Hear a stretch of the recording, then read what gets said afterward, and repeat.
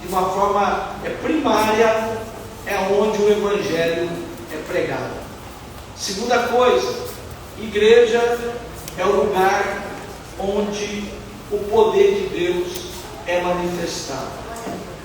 É aqui nesse lugar que o poder de Deus se manifesta de uma forma especial, de uma forma portentosa. A gente não pode falar de igreja sem a manifestação do poder de Deus. E quanta coisa que tem acontecido em nosso meio.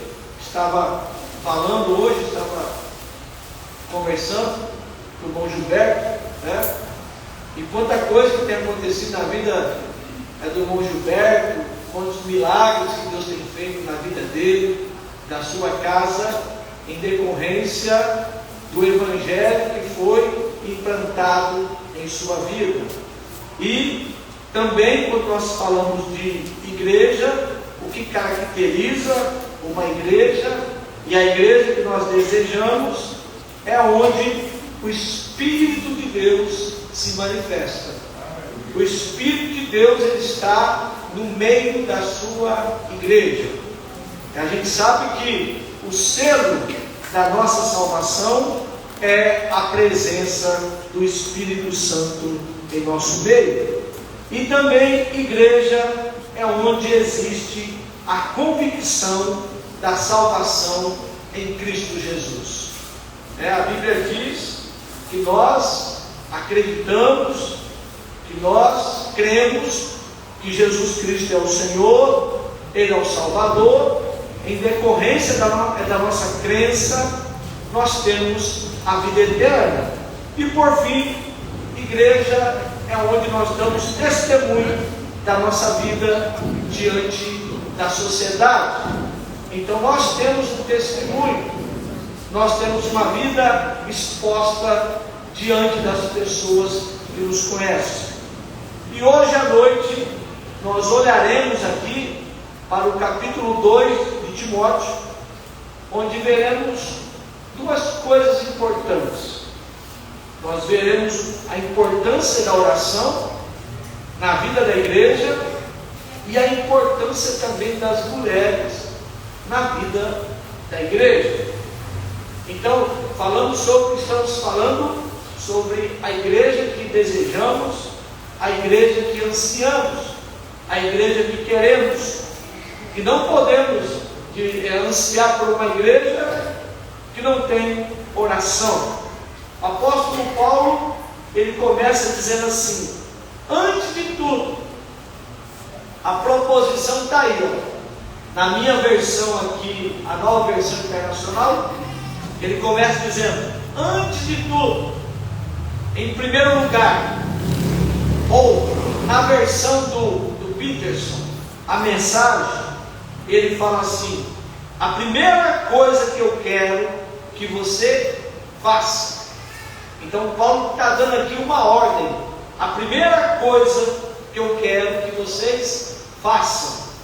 Ele diz assim no verso 1: recomendo que sejam feitas petições, orações, intercessões e ações de graça em favor de todos. A oração, meus irmãos, ela tem que ser uma prioridade na vida do cristão. A oração. Aliás, a oração, ela nos lembra, quando você está orando, nesse momento você tem certeza absoluta que Deus está no comando de todas as coisas. É Deus que está no comando, e não os homens, e não as pessoas, e não os líderes políticos, mas é Deus que está no comando.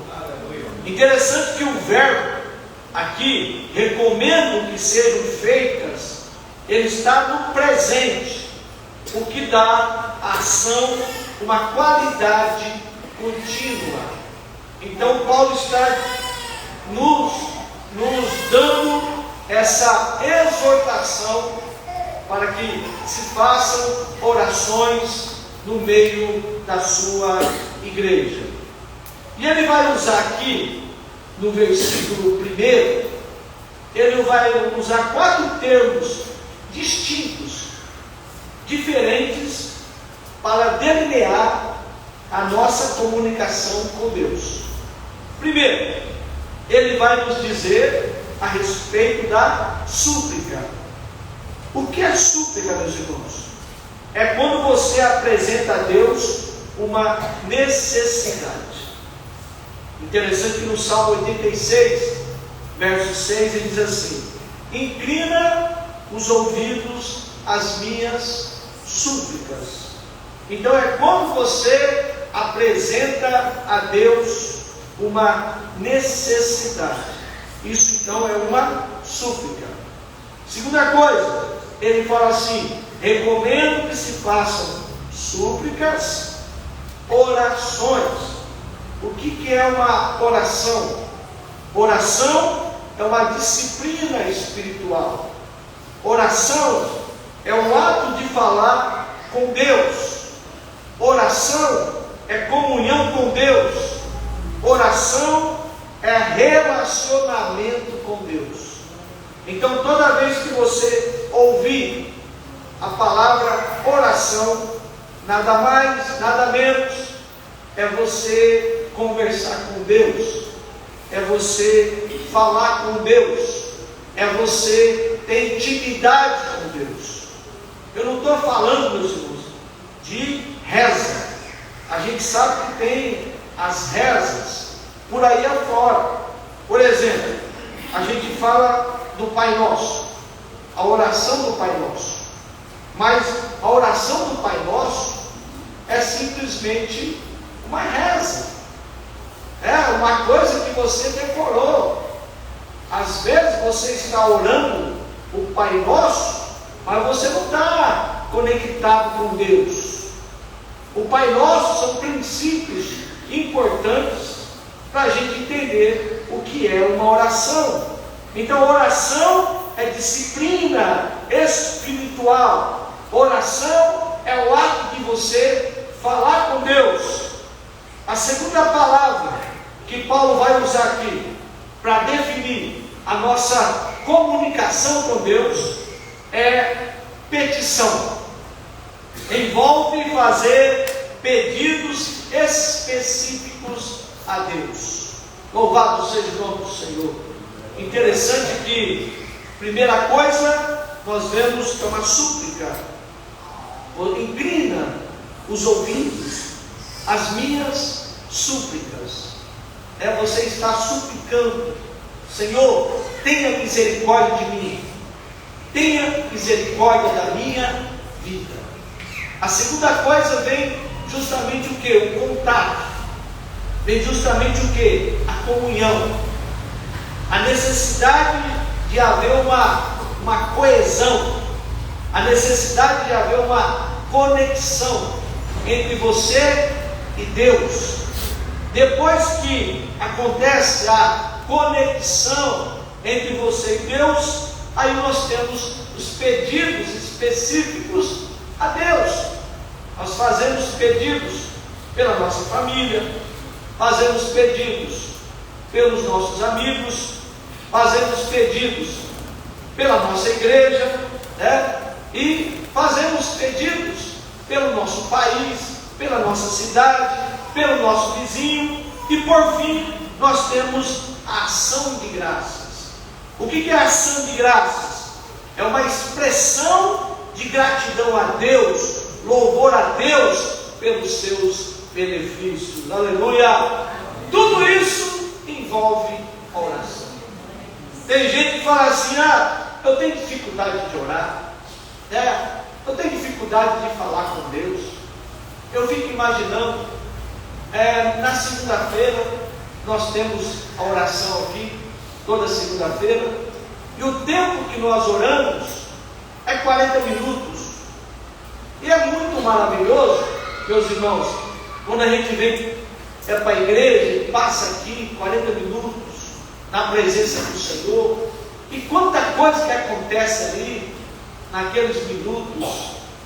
É que você está orando, que você está buscando, que você está conversando com Deus, dialogando com Deus, colocando a sua súplica, colocando a sua petição, dando ação de graças por tudo que Deus tem feito em sua vida. É isso que nós precisamos, passar tempo na presença de Deus, passar tempo em oração, buscando a face do Todo-Poderoso. Louvado seja o nome do Senhor. Eu estava dizendo ontem aqui, eu dei uma palavra baseada ali em Marcos capítulo 8, contando a história de um cego que foi curado por Jesus. Mas a cura, a forma como Deus curou aquele cego, foi de uma maneira totalmente diferente, porque Jesus cuspiu nos olhos do cego. Interessante, né? Leia os evangelhos de Mateus, Marcos, Lucas e João, e você não vai perceber Jesus utilizando essa maneira de curar. O paralítico levanta, o morto ressuscita, o cego vê, mas aqui Jesus vai cuspir nos olhos daquele cego, e a primeira coisa que Jesus faz é tirá-lo do meio da cidade, é tirá-lo do seu povoado e trazê-lo para si. Depois ele vai cuspir no olho daquele cego e lhe pergunta: você está vendo? E ele então responde: estou vendo homens como árvores. Árvores. Alguém já viu uma árvore andando por aí afora? Eles estão vendo homens como árvores. Aí Jesus então cospe de novo nos olhos dele. Ele pergunta: você está vendo? Sim, agora estou vendo de uma forma nítida, agora estou vendo de uma forma cristalina. Então a oração, o que ela faz? Desembaça os nossos olhos. Aleluia! A oração, ela nos aproxima de Jesus. A oração, ela tira toda a escama dos nossos olhos e passamos a enxergar de uma forma nítida. Quando nós não oramos, nós temos medo do gigante Golias. Quando nós não oramos, nós duvidamos que Deus vai fazer a muralha de Jericó cair. Quando nós não oramos, não temos fé que Deus vai abrir o mar vermelho. Mas quando nós oramos, quando nós estamos na presença do Deus Todo-Poderoso, não há barreira para o nosso Deus, não há impossível ao nosso Deus. Louvado seja o nome do Senhor. Paulo rogou a Timóteo e a igreja em Éfeso para usar toda a dimensão da oração, a dimensão formal, a dimensão informal, a petição, agradecimento, em nome de todas as pessoas salvas e não salvas. Sim, a igreja tem que orar, não somente orar para as pessoas salvas, não somente orar pelo irmão José, Maria, Pedro, mas a igreja também tem que orar pelas pessoas não salvas. Há muitos anos que eu oro por essa casa aqui, para Deus salvar essa casa, para Deus salvar os vizinhos desta igreja. É uma oração constante que eu faço ao Senhor. Aleluia! Então nós temos que orar para Deus salvar os nossos parentes, nós temos que orar para Deus salvar os nossos amigos, para que a graça do nosso Deus os alcance e sejam visitados pela salvação. Louvado seja o nome do Senhor. E ele diz assim, olha aí, ações de graça em favor dos reis e de todos os que exercem autoridade. Eu estava lendo, meus irmãos, Paulo escrevendo aqui, 1 Timóteo, E a coisa não estava fácil nos dias de Paulo, porque quem que mandava em Roma era Nero. E todo mundo sabe que Nero, ele estava perseguindo a igreja. A igreja estava sendo perseguida por Nero. Aliás, Nero estava colocando os cristãos na arena. Eles estavam sendo comidos por leões, por ursos, mortos por gladiadores, no mais ou menos no ano 64, 65, por aí. E Paulo está dizendo: olha, vocês têm que fazer orações em favor dos reis e de todos os que exercem autoridade. Não era um pedido muito fácil. Senhor, abençoe o Nero. Senhor, tenha misericórdia do Nero. Então o apóstolo Paulo esperava que a igreja orasse por esses líderes como oraria por um ente querido. Senhor, abençoe o governador. Senhor, abençoe a prefeita. Senhor, abençoe os vereadores. Senhor, abençoe a polícia militar, a polícia civil. Senhor, abençoe as organizações da cidade de Poço da Mata. Então quer dizer, nós temos que fazer orações às lideranças, tanto local como estadual, quanto nacional. Interessante que eu peguei uma oração aqui do Tertuliano. Tertuliano, ele viveu na época do Sétimo Severo, o imperador brutal que perseguia a igreja. Ele diz assim: oremos sem cessar por todos os imperadores, oramos por vida longa, segurança para o império, proteção para a casa imperial, exércitos valentes, senado fiel, povo virtuoso, descanso para o mundo, tudo que o imperador, como homem ou como César, possa querer. Então você está vendo que a igreja, ela estava no mundo sendo perseguida pelos romanos, pelos imperadores, mas a igreja não estava dizendo assim: eu te amaldiçoo, Nero, Nero, vai para o inferno, Nero,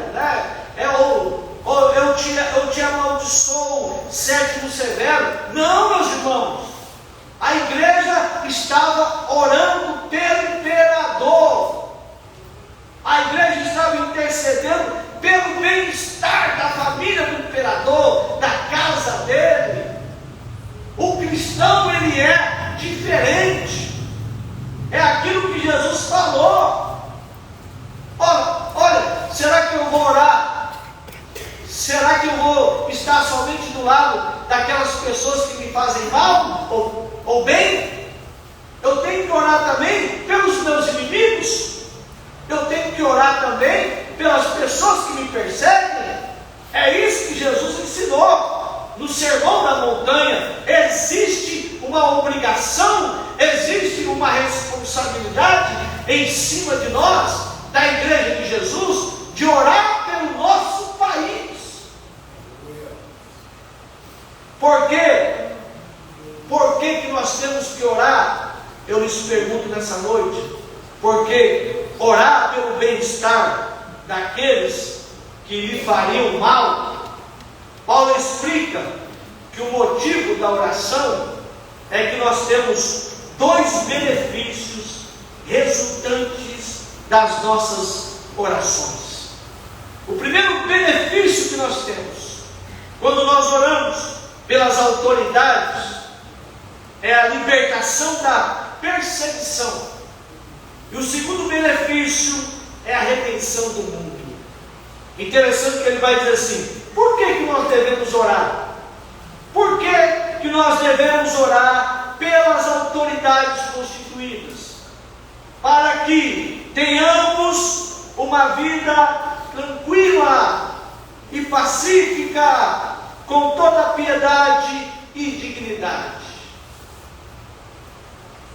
Ore, o profeta Jeremias vai dizer: ore pela paz da cidade que vocês estão, porque na paz da cidade vós tereis paz. Então, por que nós temos que orar pelas autoridades constituídas? Para que tenhamos uma vida tranquila e pacífica, com toda piedade e dignidade. E Paulo vai dizer assim, que a nossa oração pelas autoridades é bom e agradável perante Deus, o nosso Salvador. Aleluia! E eu sei que muitos irmãos não têm o hábito de orar pelas autoridades constituídas. É por isso que é importante, meus irmãos, a gente estudar a palavra de Deus. É por isso que é importante, porque quando nós estudamos a palavra de Deus, nós estamos aprendendo o que devemos fazer.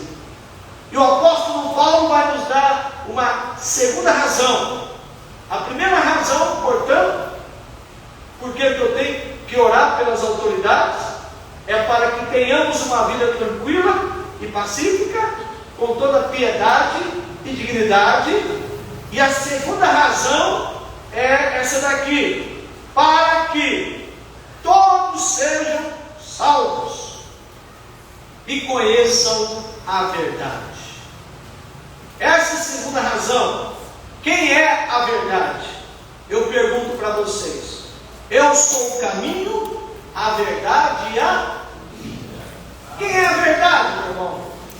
Jesus é o caminho, Jesus é a verdade e Jesus é a vida.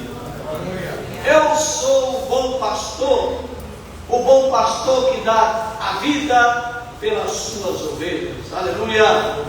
E mais, o apóstolo afirma que Jesus, Ele é o único, presta atenção aqui, eu acho muito interessante isso. Jesus é o único mediador entre Deus e a humanidade. Ele vai dizer aí nos versículos 5 e 6: não há um só Deus, ou melhor, há um só Deus e um só mediador entre Deus e os homens, o homem Cristo Jesus, o qual se entregou a si mesmo como resgate por todos. Há um só Deus e um só mediador entre Deus e os homens, a saber, Jesus Cristo. Ele é o único mediador entre Deus e os homens. Paulo está sendo aqui categórico em afirmar que existe somente um mediador entre Deus e os homens, a saber, Jesus Cristo. Ele é o único mediador. Ele é o único que pode nos ligar à presença de Deus. Tem uma foto aí, né, da cruz, e somente Jesus Cristo. Olha aí, Ele é o único mediador, está vendo? O único meio. Diz a frase aí, a frase está dizendo: Jesus é a ponte, não importa qual seja o tamanho do abismo, não importa qual seja o lugar de onde você veio, ou o que você fez, Jesus Cristo, Ele é a ponte, Ele é o único mediador entre Deus e os homens. Se você quiser chegar até a presença de Deus, é somente através de Jesus Cristo. Ele é o único mediador. Interessante que Atos dos Apóstolos, eu queria ler com os irmãos aqui, Atos dos Apóstolos, capítulo 4, versículo 12, que nos diz aqui, meus irmãos, só para a gente ver a importância de entender que só existe um que é mediador. Atos dos Apóstolos, capítulo 4, versículo 12, está escrito o quê? Não há salvação em nenhum outro, pois debaixo do céu não há nenhum outro nome dado aos homens pelo qual devamos ser salvos. Então não há salvação em nenhum outro. Então Jesus Cristo, Ele é o único caminho. Jesus Cristo, Ele é o único mediador entre Deus e os homens. Por fim, meus irmãos, como orar? Como orar? A oração tem que ser um hábito. Um hábito. Um crente, ele faz da oração um hábito. Hábito, todo mundo sabe, é aquilo que acontece constantemente. Ore sempre.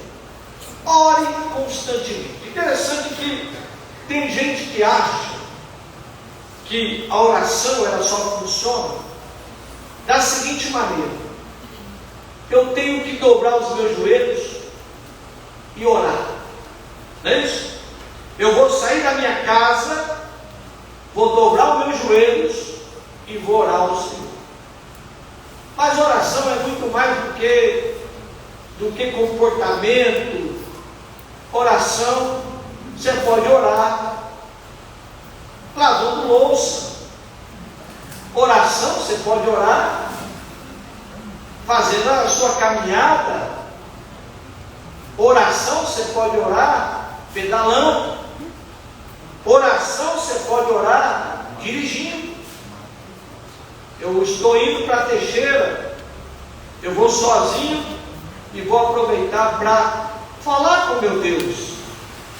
Tem que ser um hábito normal, tem que ser um hábito comum, costumeiro, que nós devemos fazer sempre. Então, é isso que está dizendo: forme um hábito de buscar ao Senhor. Segunda coisa, não estabeleça limites para Deus. Não estabeleça. Temos que orar sem cessar. Temos que orar o tempo todo. Temos que orar com confiança. Temos que orar com fé.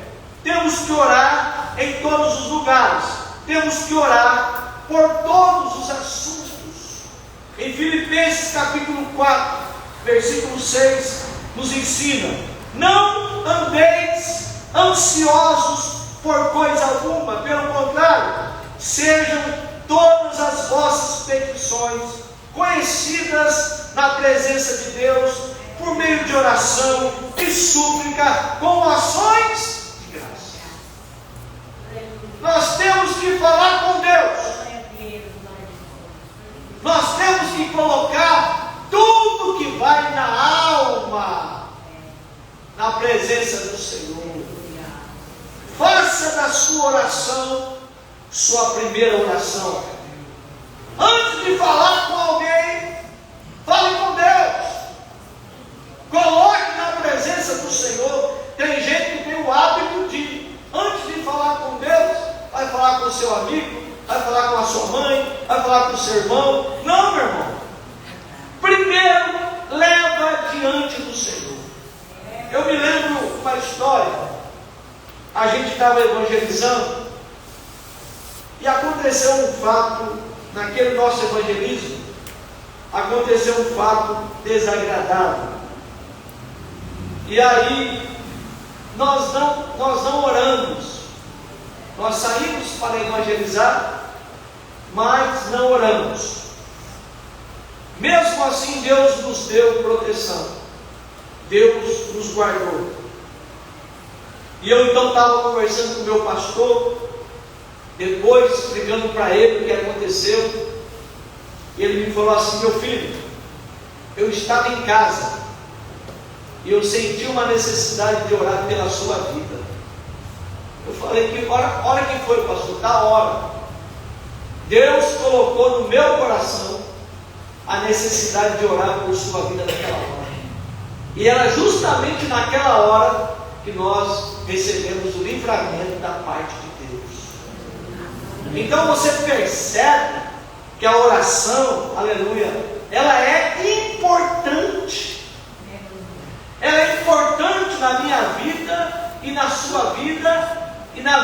pessoa que ora por você também. Então esse aqui é sobre oração. Os versículos aí nos exorta a respeito de termos uma vida de oração. E nos versículos subsequentes, a partir do versículo 9, a gente vai falar de um tema, digamos, mais fácil, que é a questão das mulheres. Das mulheres e as maneiras de se vestir. Eu fui tocado por Deus, eu estou meditando na palavra do Senhor, eu estou lendo o livro de 1 Timóteo, e eu sou aquela pessoa que lê, enquanto eu não entender o que está naquele texto, eu não fico sossegado. Eu tenho que ler, eu tenho que resumir, eu tenho que escrever, eu tenho que entender, compreender. É assim que eu sou com o texto bíblico. E ele vai dizer assim para nós: quero que as mulheres se vistam modestamente, com decência e discrição, não se adornando com tranças, nem ouro, nem pérolas, nem roupas caras. Ou a tradução da Nova Versão Transformadora diz assim: que as mulheres tenham discrição em sua aparência, que use roupas decentes e apropriadas, sem chamar a atenção pela maneira como arrumam o cabelo, ou por usarem ouro, pérolas ou roupas caras. Interessante, meus irmãos, que Paulo está escrevendo para a igreja de Efésios, porque os irmãos têm que entender que Timóteo ele está pastoreando a igreja de Efésios, e a cidade de Efésios era uma cidade que tinha uma deusa, a deusa chamada Diana, a deusa da fecundação, a deusa do sexo, né? Então as mulheres se vestiam de uma forma provocante nos dias de Timóteo, e muitas mulheres estavam sendo salvas pelo poder de Deus. Muitas mulheres, por exemplo, Lídia, uma empresária que vendia roupas, panos, né? Ela, uma pessoa que se converteu, a pessoa rica. E se você observar a igreja de Tessalônica, a mesma coisa, muitas mulheres se converteram ao Senhor. A igreja de Bereia é a mesma coisa, muitas mulheres se converteram ao Senhor, e elas estavam acostumadas com a cultura dos dias delas. Eu me lembro de uma moça que ela se converteu aqui na nossa igreja, e ela gostava de usar roupas curtas, shorts curtos, e ela se converteu, ela aceitou a Jesus como Salvador, ela foi batizada e começou a trabalhar aqui com o círculo de oração, com as irmãs, evangelizar. E aí, interessante que um dia nós estávamos conversando, e aí estava falando sobre roupa, e ela dizia assim: eu tenho vergonha de saber que um dia na minha vida eu usei tal tipo de roupa. Tal tipo de roupa. Interessante que Paulo está aqui, usa 3 expressões gregas descritivas referente à aparência das mulheres em público. Ele está dizendo assim: vistam com decência, vistam com modéstia e com discrição, que se pode ser um comportamento disciplinado. Pode estar dizendo que você saiba cobrir o seu corpo. Então, para o apóstolo, uma mulher cristã, ela é livre para se vestir de acordo com a sua época, de acordo com o estilo do dia, de acordo com o costume do lugar em que vive, mas ela tem que se vestir com decência, com modéstia e discrição. A mulher tem que vestir de uma maneira diferente, meus irmãos. Vestir com modéstia aqui, o texto é vestir com reverência. Vestir com modéstia é você vestir com respeito. Vestir com modéstia é você vestir com reserva. A ideia do grego aqui é evitar qualquer maneira de se vestir que sugira apelo sexual, ou disponibilidade sexual, ou chame atenção para o seu corpo. Você tem que se vestir de uma maneira reverente. Você não pode colocar uma roupa para chamar a atenção para o seu corpo. Não é isso? É isso que Paulo está nos ensinando. A palavra discrição aqui significa vestir de uma forma moderada, vestir de uma forma prudente, vestir de uma forma comedida ou disciplinada. Você tem que saber como vestir. Não é como antes. Agora você vai vestir para a glória de Deus. Interessante que está em uma nova moda aí, né? Que chegou para destruir casamentos e relacionamentos. É o estilo piriguete. É a nova moda do momento aí. Roupas curtas, né? Saias extremamente curtas. É o corpo que sobressai em relação ao caráter. A moda gospel conta com peças segundo a pele, decotes ousados, tomara que caia, e blusinhas puxa-puxa. Uma mão levantando para louvar e a outra puxando a blusa para evitar que a barriga apareça. Então, esse tipo de moda é a moda piriguete, né? Para chamar atenção. Aí eu me pergunto assim: quando você for sair, deve se perguntar sempre. Quando eu sei que hoje está pegando aí, né, meus irmãos? Mas me aguenta aí hoje. Outro dia eu vou trazer uma para os homens aqui, tá? Então, quer dizer, quando você for sair, deve se perguntar sempre: essa roupa tem decote? Escandalizo com essa roupa? Estou vulgar? Não me sinto bem usando isso? Eu represento Cristo. Eu represento Cristo me vestindo assim? Jesus se agrada que me visto assim?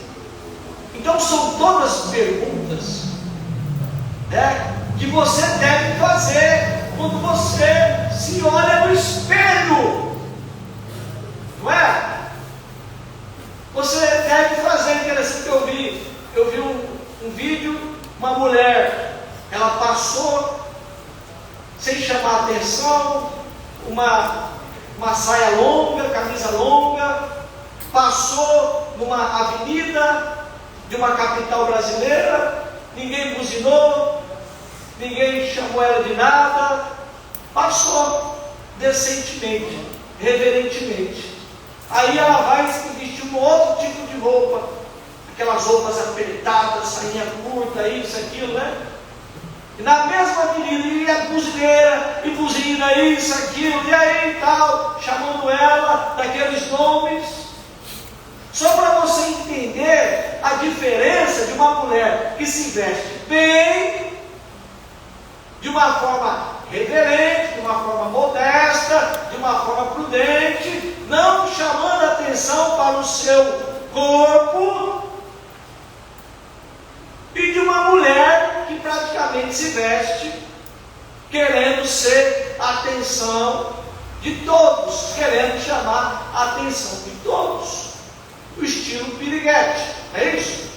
Então quer dizer, é isso daqui que nós estamos entendendo, aleluia. Deus está falando, meus irmãos, amém? Fala, Jesus.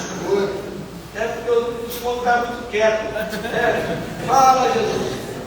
E mais, o apóstolo chama a nossa atenção para 3 tendências específicas, que não são imorais em si mesma, nem por si mesmas. Paulo está falando aqui, meus irmãos, eu não sei a tradução de vocês, está falando de um tal de cabelo cansado. A tradução de vocês é diferente da minha? Lanças e com ouro, cabelos cansados, joias caras e roupas caras. Eu fiquei imaginando, a gente fica imaginando, né, meus irmãos? Esse negócio de cabelo cansado. A pessoa fica a manhã toda no salão, gasta 4 horas. Fica lá no salão e tal. A Maria Antonieta, a rainha da França, ela fazia 2 andares no cabelo dela, um andar e um andar assim. Aí para segurar todo esse apartamento debaixo de cima, tinha que colocar aqueles fios de ouro, sabe? É isso aí que o texto está dizendo aqui para nós, uns fios de ouro aqui, ó, e com ouro, né? Lanças com ouro, que vai tipo dando suporte, base, para segurar aquela cabeleireira toda, né? Que fica em cima. Então, está falando assim, às vezes a irmã chega com um tipo de cabelo uma semana, na outra semana quer outro cabelo, na outra semana quer outro cabelo, e praticamente fica perdendo tempo com o cabelo o tempo todo, meu irmão. Coitado do marido, tem que bancar esses cabelos aí, né? Às vezes eu vejo na rua as irmãs, uma touca na cabeça, aquela coisa é tão feia, aquela touca na cabeça, eu acho horrível aquilo. As mulheres vão no mercado, touca na cabeça. Coitado do marido. A minha não vai não, deixa ela não. Ó, vestido com cabelo cansado, joias caras, quer comprar joias. Porque as mulheres eram ricas, ó. Era joias caras, roupas caras, as mulheres eram ricas. E elas estavam se adornando demasiadamente.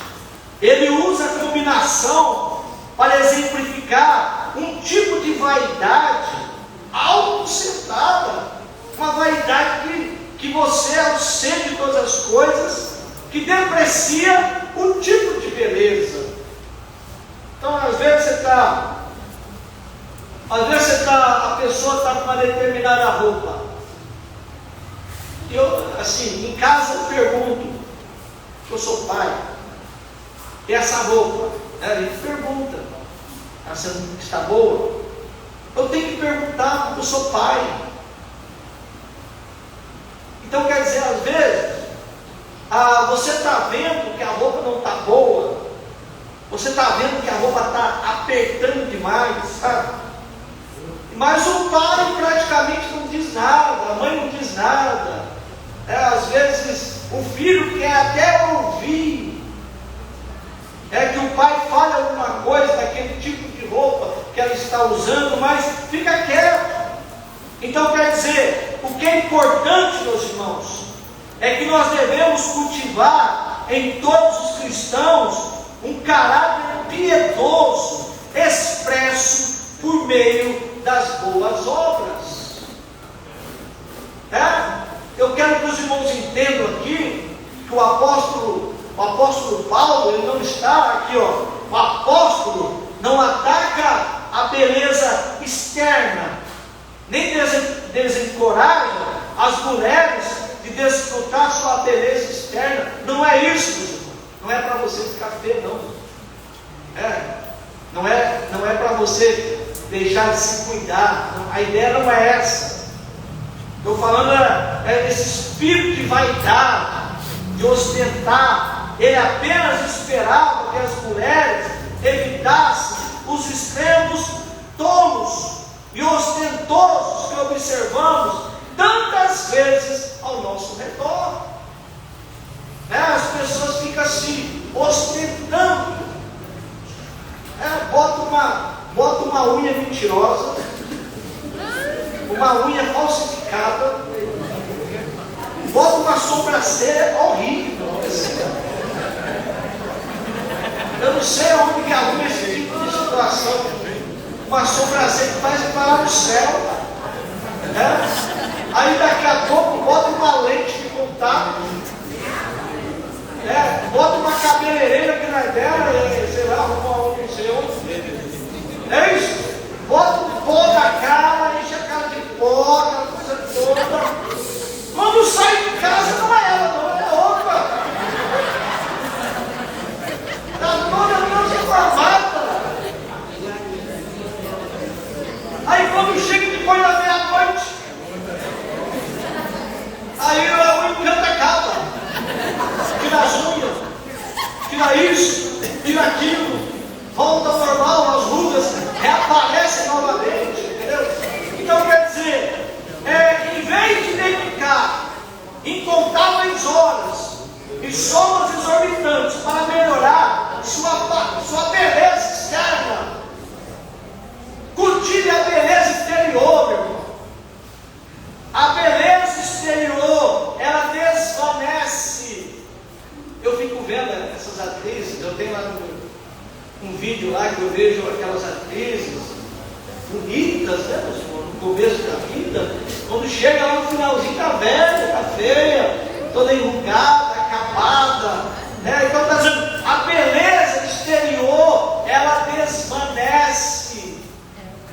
A beleza interior fica cada vez mais radiante com a idade. Quanto mais você investe na beleza interior, quanto mais você investe na mulher interior, em sua vida, na bondade, no cultivo da oração, da piedade, da disciplina, mais radiante você fica. Diz o texto bíblico que o exercício físico é pouco proveitoso. O exercício físico é pouco proveitoso.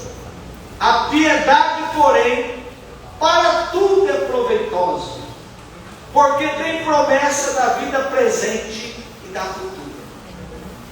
Se arrumou a vida toda, mas morreu, vai ficar lá no cemitério. Sim ou não? Ficar com as rugas, daqui a pouco vira tudo água aquilo ali. Só fica os ossos, os cabelos, as unhas. O resto vira tudo água, acaba tudo. Serviu para quê? Toda aquela, quando eu morrer, tem que pegar o meu melhor vestido de cetim. Quando eu morrer, tem que fazer a missa. Pelo amor de Deus. Vai se acabar, vai desvanecer. O que é importante são os valores espirituais que você tem na sua vida. Esses valores permanecem para sempre. Aleluia! Os valores permanecem para sempre. Conclusão. Por isso, temos uma afirmação aqui para os nossos dias que causa um choque, que causa um contraponto às vezes. Porque Paulo vai dizer assim, para terminar o nosso texto, a mulher deve aprender em silêncio. Isso aqui é o que Paulo está dizendo, com toda a sujeição. Eu vou explicar para os irmãos o significado desse texto aqui. Não permito que a mulher ensine, nem que tenha autoridade sobre o homem. Esteja, porém, em silêncio.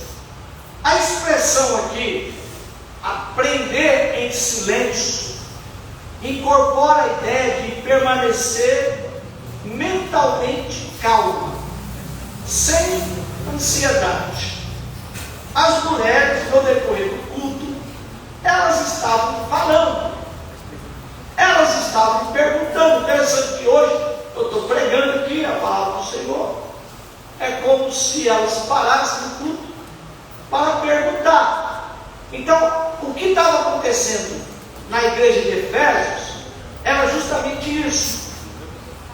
Timóteo estava pregando a palavra de Deus e algumas mulheres estavam parando o culto para perguntar. Então, quando Paulo fala assim, que elas têm que aprender em silêncio, tem que saber que tem um momento para falar, um momento para perguntar. Os irmãos têm que entender que nesse tempo não havia a escola bíblica dominical, que acontece praticamente todo domingo, 8h30 da manhã, em que ali nós temos o tempo de você perguntar, de você questionar, de você saber, mas isso estava acontecendo no culto, no momento do culto. Então, o texto aqui, quando fala assim, que a mulher deve aprender em silêncio, não está tratando a mulher como inferior, de jeito nenhum. Aliás, Jesus em seu ministério, ele equipou e treinou os seus discípulos para liderar a igreja, mas também discipulou muitas mulheres. Muitas mulheres foram discipuladas por Jesus Cristo, Nós temos as Marias, Maria Madalena, enfim. Paulo também, o apóstolo Paulo, lembra as contribuições relevantes de mulheres que ajudaram em seu ministério. Evódia, Sintique, Febe, que lhe ajudou financeiramente, Trifena e Trifosa, enfim, todas as mulheres que estiveram ao lado do apóstolo Paulo. Então, o que o apóstolo está ensinando assim, que a liderança da igreja deve estar nas mãos dos homens. A ideia é essa. O ensino é Deus estabelecer homens para ensinar, e as mulheres também têm capacidade de ensinar, mas a liderança, biblicamente falando, está nas mãos dos homens, porque ele vai dizer aqui a questão de quem Deus fez primeiro. Primeiro Deus fez Adão e depois Deus fez Eva. Eu vou dar um exemplo aqui para os irmãos. No tempo da sinagoga, as mulheres não podiam ficar ao lado dos homens durante a adoração e a instrução. Olha só a diferença. Na igreja primitiva, todo mundo estava juntos.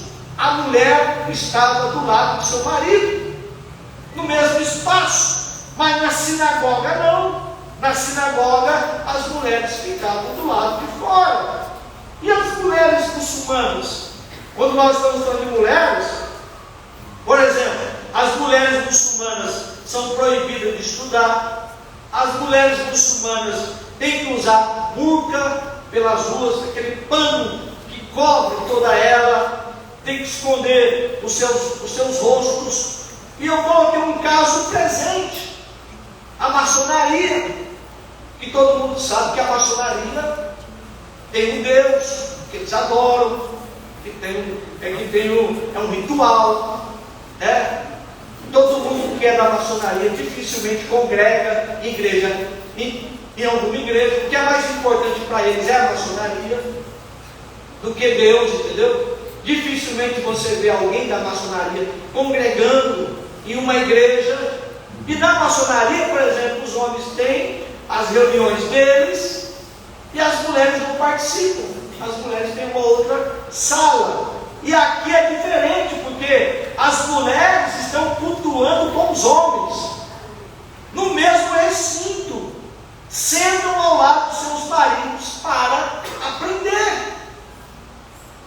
Então quer dizer, Paulo vai dizer assim para nós: não há judeu em Cristo Jesus, não há judeu, não há grego, não há escravo, não há livre, não há homem, não há mulher, pois todos são um em Cristo Jesus. E se vocês são de Cristo, são da descendência de Abraão e herdeiros segundo a promessa. Amém, meus irmãos? Amém. Vamos buscar a presença do Senhor, vamos orar alguns minutos em nome de Jesus.